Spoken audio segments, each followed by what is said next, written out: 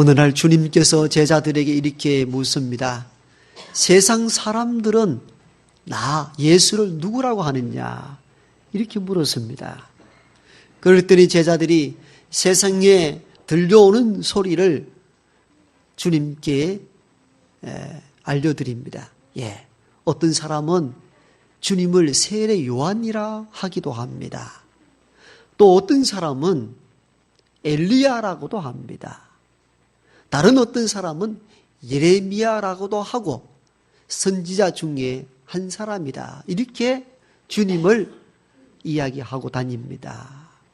예수님을 세례 요한이다라고 하는 당시에 그런 분위기도 사실은 있었습니다.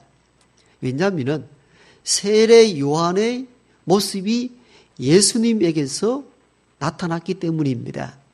세례 요한은 주님 오시기 전에 먼저 오셔서 광야에서 어떻게 외쳤습니까? 회개하라.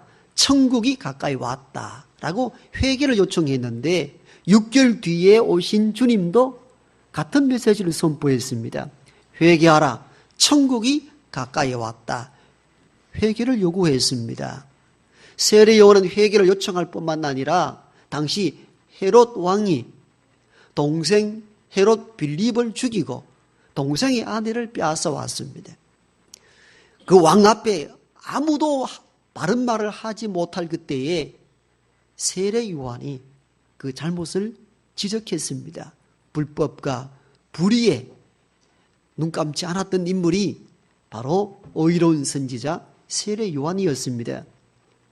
예수님도 불법과 불의를 용납하지 않았습니다. 성전에서 매매하는 자들의 상을 띄엎고 쫓아냈습니다.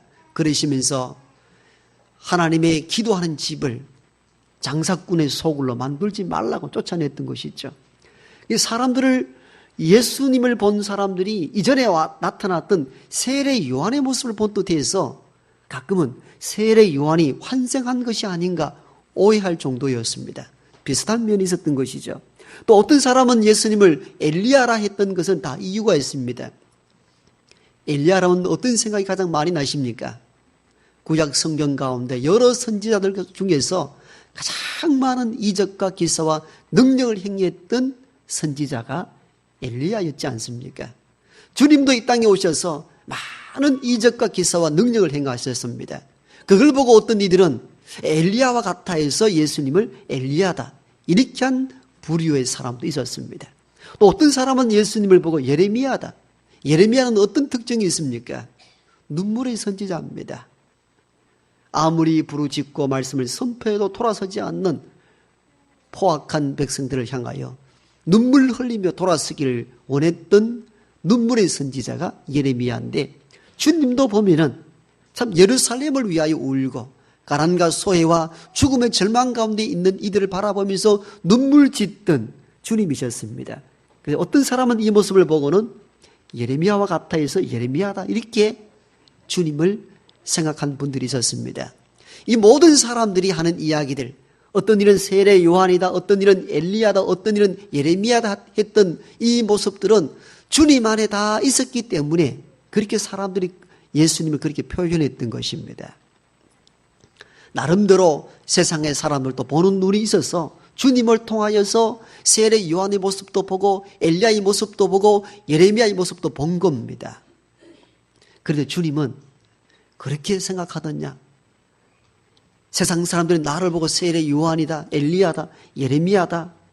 그걸 들으면 기분이 좋아질 줄 알았는데 주님은 여기에 한마디 언급도 없이 재차 이렇게 묻습니다. 그러면은 세상 사람들 말고 너희 제자들은 나를 누구라 하느냐? 이렇게 두 번째 질문을 던집니다. 그때 베드로가 대답을 하죠. 주는 그리스도시요 살아계신 하나님의 아들입니다. 베드로가 이 대답을 합니다.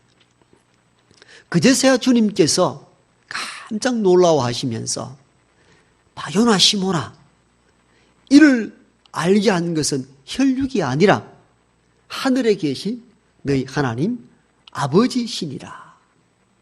주님이 놀라워했습니다. 주님이 이 고백을 듣고 깜짝 놀라워하시며 최고의 칭찬을 아끼지 않았습니다. 그만큼 베드로의 고백이 대단했던 고백입니다. 그런데 오늘 정작 이 본문의 말씀을 접한 저와 여러분들에게는 주님이 깜짝 놀라운 베드로의 고백에 대해서 별 반응이 없습니다. 시큰둥합니다. 속으로 이런 생각을 하게 됩니다. 아유, 저도 목사님 그 정도 고백은 할 수 있습니다. 그게 뭐 어렵습니까? 주는 그리스도시요 살아계신 하나님의 아들입니다. 뭐 그게 그렇게 대단합니까? 저도 그렇게 고백할 줄 알고 여러분들도 그렇게 고백할 수 있지 않습니까? 세례 받을 정도 같으면 다 이 정도는 알고 이 정도 고백은 다 하고 삽니다. 아니, 이 이상의 고백도 할 수 있습니다. 그래서 우리는 이 베드로의 이 신앙 고백에 대해서 그렇게 뭐 큰 감동을 받는다든가 감격을 누린다든가 그렇지 않습니다.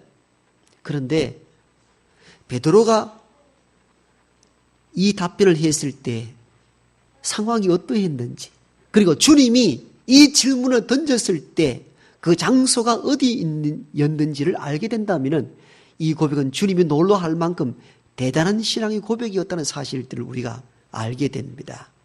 주님께서 제자들에게 너희들은 나를 누구라 하느냐라고 질문했을 때 그 질문한 장소가 오늘 본문에 보니까 빌립보 가이사랴 빌립보라는 도시입니다. 여기서 이 질문했다는 사실들, 이 가이사랴 빌립보라는 이 지명을 머리에 염두에 두고 계속 이 말씀으로 계속 접근해 보기를 원합니다. 가이사랴 빌립보가 어떤 도시였는가 하면요, 갈릴리 호수 북쪽 40km에 있는 작은 도시입니다. 그리고 헤르몬산 알죠? 헤르몬산 바로 기슭 아래에 있던 도시로서 시리아 접경 지역입니다.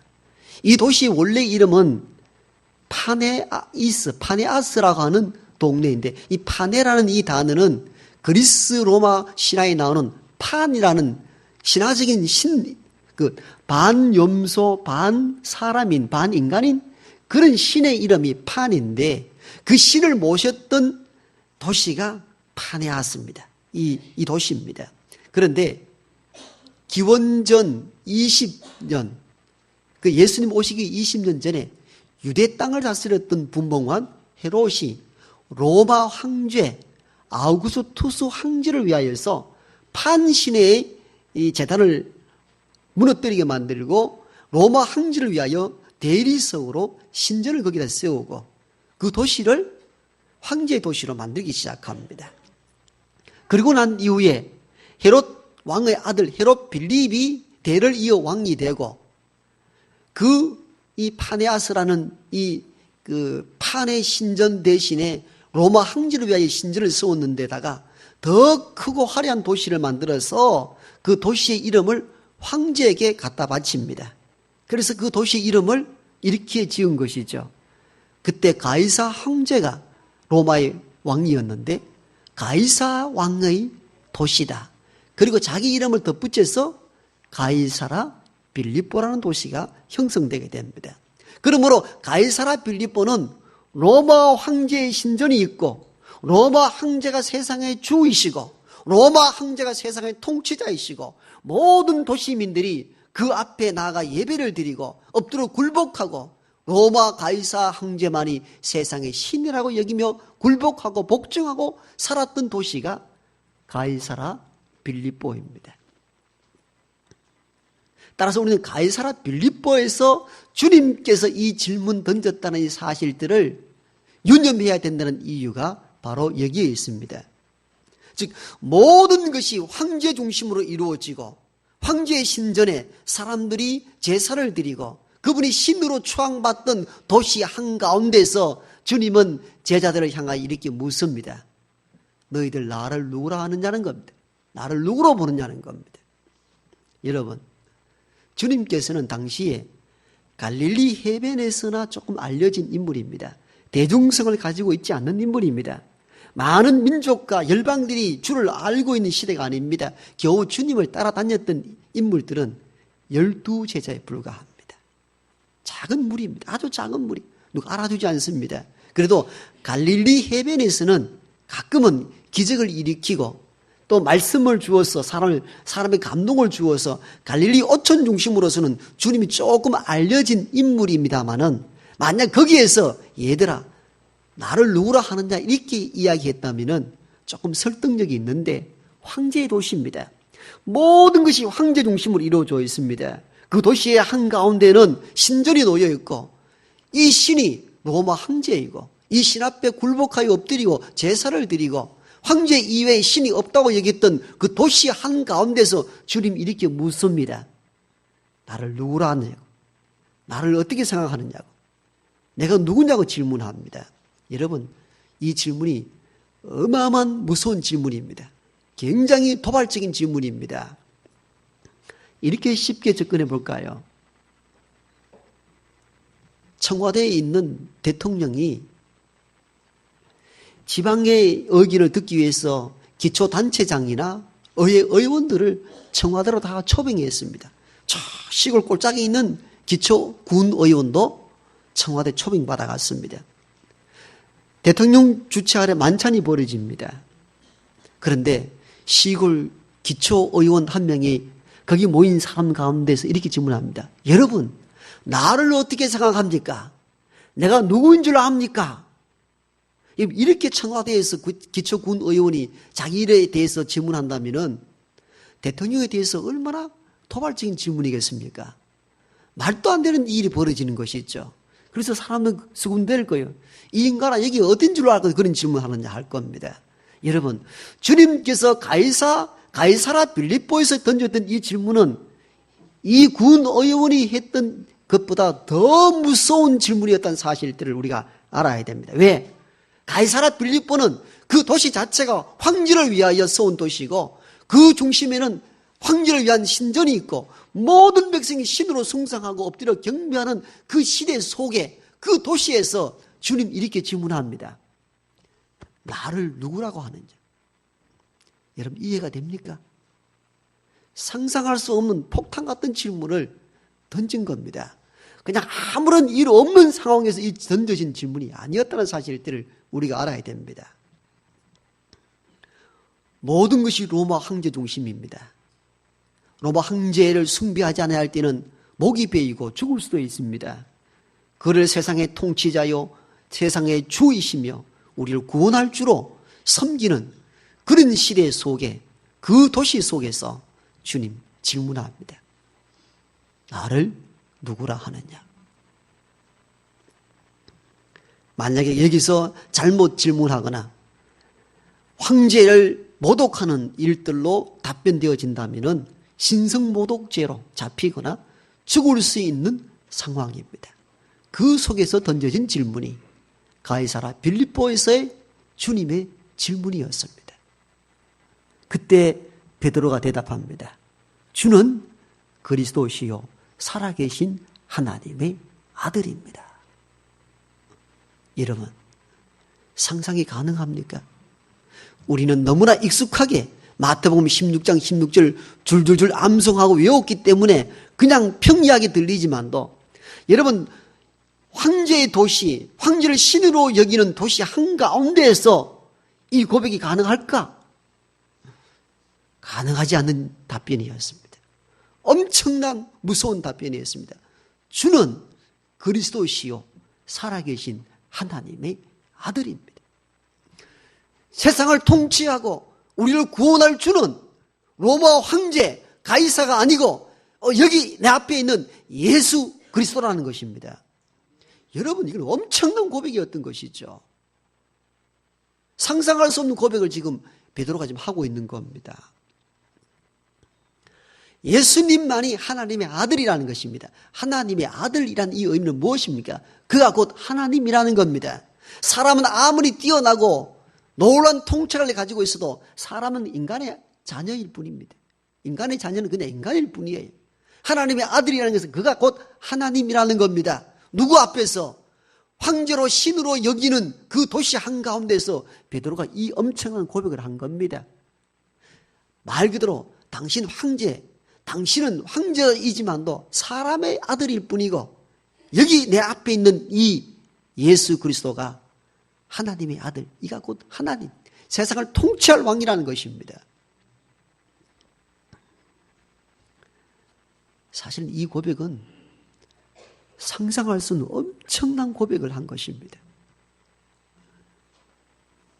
죽을 수 있는 그 고백을 그 가이사라 빌립보 한가운데서 했다는 겁니다.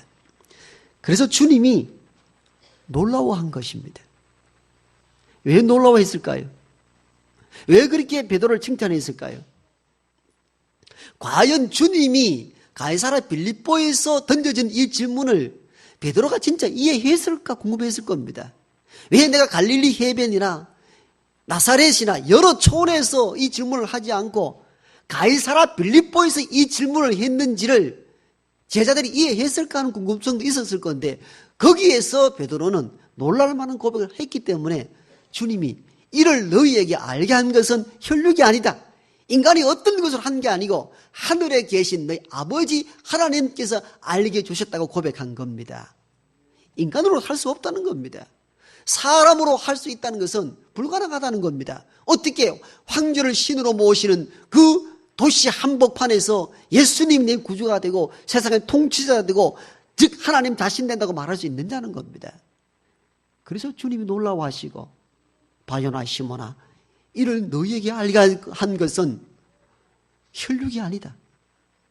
하늘에 계신 너희 아버지 하나님께서 하신 것이라고 말씀한 이유가 바로 여기에 있습니다. 그만큼 이 고백이 상상할 수 없는 엄청난 고백이었다 그 말입니다. 여러분, 오늘 또 우리는 마태복음 16장 16절 고백을 다 합니다. 못할 사람 여기 아무도 없습니다. 그런데 이 고백의 진정성은 이 고백을 했을 때에 죽을 수도 있고 위험에 빠질 수 있는 상황 가운데서 뱉어진 고백이었습니다. 그 우리 신앙의 고백이 진정성을 가지려면 언제의 고백이어야 되는가?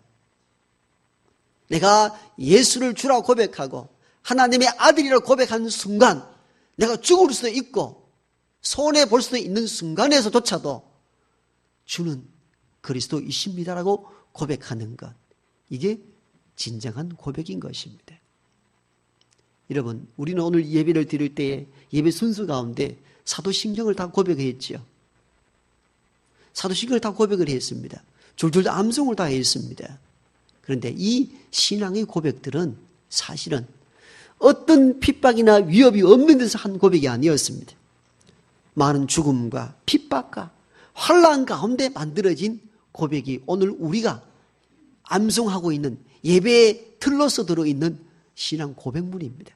그냥 평이하게 어떤 위협이나 어떤 죽음이나 어떤 환난도 없는 평탄한 가운데서 고백되어진 신앙의 고백이 아니고 죽을 수도 있는 현장 가운데서 주님만이 하나님의 아들 되시고 나의 구주가 되십니다라는 고백이었던 것입니다. 우리가 이 비밀을 알고 있는 고백을 할 수 있어야 된다는 거죠. 따라서 우리의 신앙의 고백이 진정성을 얻으려면 손해볼 수도 있고 죽을 수도 있는 현장 가운데서 여전히 그래도 나는 예수 그리스도가 나의 구주가 되시며 하나님의 아들 되십니다라는 그 고백입니다. 성지순례를 가면은요, 지금의 터키 이즈밀이라는 도시에 갑니다. 해변 도시입니다. 이 지금의 터키 이즈밀이라는 도시는 사도행전에 나오는 초대교회 서머나 교회입니다. 서머나 교회를 목회했던 감독은 우리가 잘 알고 있는 폴리캅이라는 감독입니다. 목회자였죠. 자, 그 당시에도 로마 황제가 세상의 신으로 숭상되고 또 각 지역을 다스렸던 분봉 왕들이 황제를 높이기 위하여 신전을 세우고 황제 숭배 사상이 범람했던 시대였습니다. 기독교를 믿고 예수를 따랐던 일단의 기독교인들은 핍박의 한가운데 섰습니다. 왜? 황제를 신으로 숭상해야 됐기 때문에, 그 앞에 엎드리고 굴복해야 됐기 때문에, 예수를 나의 구주로 고백하는 자들과 대립과 갈등, 충돌이 일어날 수밖에 없습니다. 많은 사람들이 배교하기도 하고 어떤 일은 자기 신앙을 지키다가 순교하기도 합니다. 서머나 교회를 책임졌던 목회자 폴리캅에게도 이런 위기가 찾아왔습니다. 피난 다니다가 그가 붙잡혔습니다.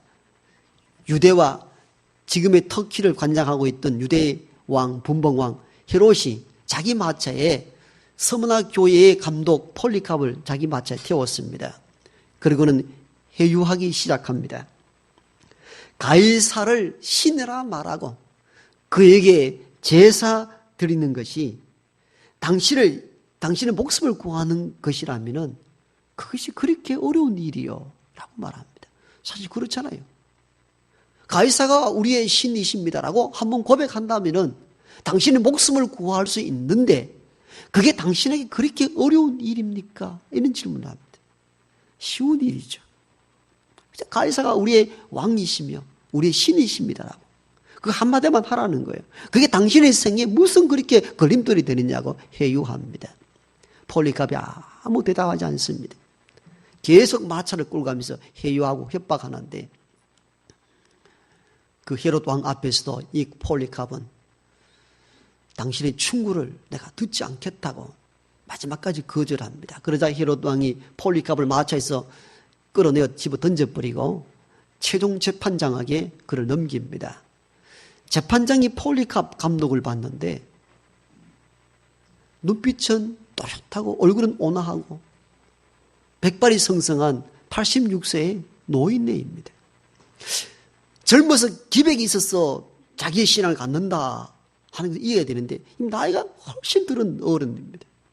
이 젊은 이 재판관이 그를 고문하는 것도 한계가 있다는 사실을 알고 거기에 다시 회유합니다. 보아하니 나이도 많이 드셨는데 이쯤에서 우리가 원하는 답변만 하면 풀어주겠다. 가이사 황제를 신이라고 고백만 하라는 거예요. 그런데 폴리갑이 그 재판장 앞에서 이렇게 대답을 합니다. 내가 86년 동안 살아올 때에 주님께서 나를 한 번도 모른다. 나를 거절하지 않았는데 어찌 86년 동안 나를 안고 온 그 주를 버릴 수가 있겠소. 그런데 거절합니다. 그러자 이 재판장이 더 강력하고 험한 얼굴로 협박합니다. 당신을 불로 태워 화형시킬 수도 있어. 라고 할 때 폴리갑이 이렇게 대답을 했다고 합니다. 당신은 잠시 타오르다가 꺼질 불로 나를 위협하오. 당신은 영문이 불타는 심판을 알지 못하기 때문에 나에게 이런 협박을 한다고 거절합니다. 눈 하나 까딱하지 않고 거절합니다. 대단한 말씀이죠. 잠시 타오르다 꺼질 불로 나를 위협하오. 당신은 영원한 불심판을 알지 못하기 때문에 그렇게 나를 위협한다고 합니다. 결국은 이 폴리갑 목회자를 화형장으로 보내고 말뚝에 그를 메고 그리고 불이 타오를 때에 대부분 이 화형장에 있는 죄수들이 불길 때문에 막 뛰쳐나오기도 하기 때문에 못을 손과 발에 박아서 꼼짝 못하도록 화형을 시키는 제도입니다. 군인들이 못을 박으려 할 때에 폴리갑 목회자가 이야기합니다. 나에게 못을 박지 마시오. 어떤 경우도 달아나지 않습니다. 못 박는 것을 거절하고 스스로 손과 발만 묶여서 화형장 서 있습니다. 불을 붙이고 불이 확 타오릅니다. 많은 군중 속에 소수의 인물이 기독교인들이 폴리갑 감독을 위하여 눈물로 기도하는데 놀랍게도 불길은 솟아오르는데 그 안에 있는 폴리갑 감독에는 불길이 탄 흔적을 보이지 않습니다. 재판장이 너무너무 놀라워합니다. 정말 놀라운 일들이 일어나서 정말 황제의 신이 무너지고 저들이 믿는 예수의 신이 드러날까 싶어서 군인을 통하여서 불타지 않는 폴리갑에게 창을 찔러 마지막 순교하도록 만듭니다. 폴리갑은 이렇게 죽어갔습니다만 그가 위협과 회유와 협박 앞에서도 나를 버리지 아니했던 86년 동안 나와 함께했던 그 주를 나는 버릴 수가 없고 그가 진정한 나의 구주가 되십니다. 그래서 기독교 역사학자들은 바로 순교자들의 피값으로 교회가 세워졌다라고 고백을 합니다. 여러분, 신앙의 고백이라는 것은 죽음의 위협, 손해볼 수 있는 현장 속에서도 그때 주님만으로도 만족합니다. 주님만이 내 생명 되시며 내 구원주 되시고 나를 이끌으시는 유일한 분입니다 라고 고백하는 것, 이게 진정한 고백인 것입니다. 오늘을 살아가는 저와 여러분들은 오늘 본문에 나온 것처럼 또 폴리갑 시대처럼 죽음을 담보한 신앙을 요구하지는 않습니다. 다 편안하게 신앙생활 하잖아요. 누가 우리의 신앙생활하는데 방해꾼이 있습니까? 너 예수 믿으면 죽인다 하는 이들이 있습니까? 아무도 없습니다. 우리는 종교의 자유를 누리고 살아가는 이때에 그때 우리는 신앙 고백이 그럼 어떤 진정성을 가질 수 있느냐 하는 문제입니다. 어떻게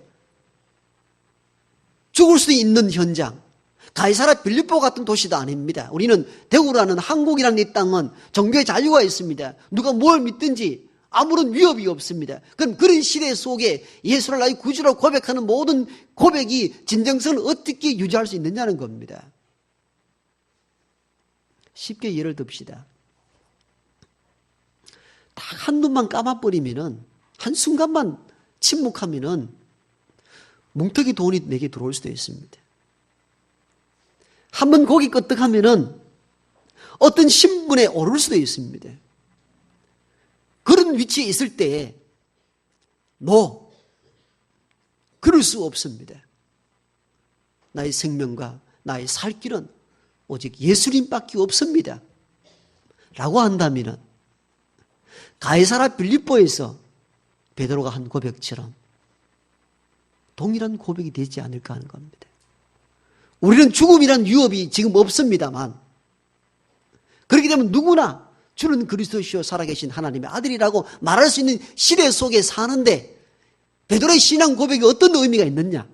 바로 이런 부분입니다. 우리 현실 속에서 잠깐 눈 감아주면은 많은 이익을 얻을 수가 있습니다.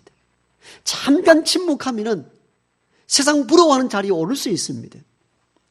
우리는 그러한 일들에 얼마나 유혹을 많이 당하고 얼마나 많은 그런 자리에 오를 기회가 많았습니까? 그러면서 우리는 그런 모든 것을 취하고 난 뒤에도 우리는 교회에 와서 그렇게 신앙 고백합니다. 주는 그리스도시고 살아계신 하나님이라고. 그게 진정성 있는 고백이 아니라는 것입니다. 이 시대 속에 베드로와 같은 진정성 있는 고백이라는 것은 바로 이걸 의미하는 거죠.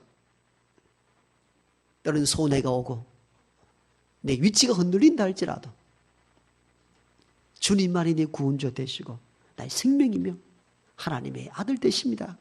그것을 견지하고 끝까지 붙잡는 것. 때로는 가난이 내 삶을 얽어매고 때로는 내가 오르지 못한 위치에서 떨어진다 할지라도 그래도 주님만으로 만족합니다. 라고 고백하며 그렇게 살아가는 사람, 이 사람이 참된 신앙의 고백자가 아니겠습니까? 주님은 이 베드로의 고백을 듣고 이렇게 말씀합니다. 베드로야, 이 고백 위에 내가 교회를 세우겠다. 참된 교회는 어디서 출발하는가? 손해가 되고 어떤 죽음의 위협 앞에서도 주만이 나의 구주가 되십니다라는 그 고백의 터 위에 교회가 세워지는 것입니다. 교회가 화려하고 덩치가 큰 것만이 교회가 세워지는 것이 아닙니다. 천막 같은 광야라 할지라도 그 자리에 선 사람들의 고백이 소래와 죽음과 위협 앞에서도 굴복하지 않고 주님만이 내 구주입니다라고 하는 그 터전, 그 자리야말로 진짜 교회가 세워지는 본질적인 터인 것입니다. 우리는 그런 곳에 교회가 세워지고 교회가 새로워진다는 사실들을 기억해야 합니다. 그것뿐만 아니라 주님은 이 베드로의 고백을 듣고 이렇게 말합니다. 내가 천국의 열쇠를 너에게 주노니 땅에서 매면 하늘에서도 매일 것이요 땅에서 풀면 하늘에서 풀릴 것이라. 뭘 말합니까? 이런 진정한 고백이 있을 때에 풀고 매는 놀라운 역사를 우리에게 능력으로 주신다는 것입니다. 능력은 아무에게나 주는 것이 아닙니다. 내가 손해가 되고 어렵고 힘들고 위험한 자리 속에서도 자기 신앙을 저버리지 아니하는 자들에게 메고 푸는 은혜의 역사를 이루시겠다는 것입니다. 여러분, 우리가 이런 믿음을 좀 갖고 싶지 않습니까? 입술로만 주는 그리스도시요 살아계신 하나님의 아들입니다. 이 고백이 아니고 이렇게 했을 때 손해가 좀 되고 이렇게 내가 주를 고백했을 때 어려움이 온다 할지라도 그 신앙을 유지하고 고백하는 자들에게 메고 푸는 은혜를 주신다는 것입니다. 저와 여러분에게 이 은혜가 임하기를 간절히 소망합니다.